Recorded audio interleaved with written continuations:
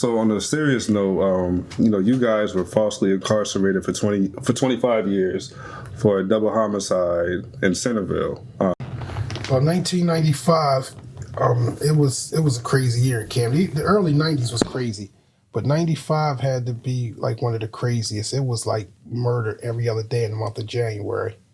I mean, people was just getting killed. I was Centerville. It was a couple murders in Centerville.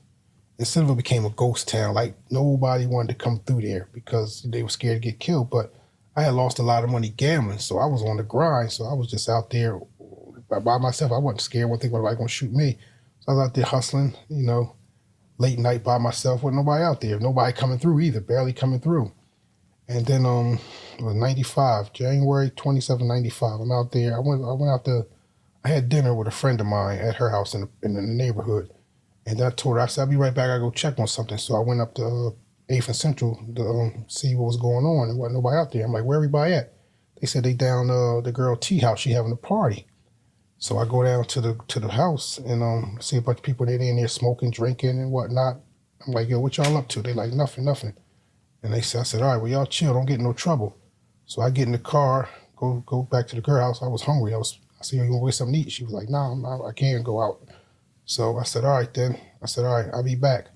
I'll drive to the local store, get me something to eat and drink, go to my sister's house. I'm at her house cooking. Then around, this is like 4 something in the morning. Then around 5:30, my pager went off. Back then we had beepers. We had cell phones.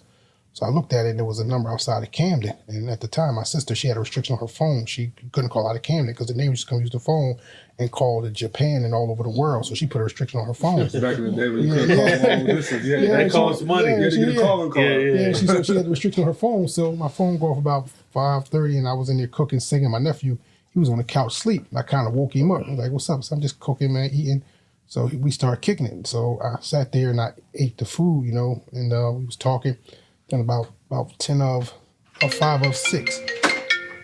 About 5 or 6, I said, Neff, I'll be right back. I'm going to make this phone call. So I go down to the pay phone to make the call. It was a pay phone on the corner of 8th and Central at the office building.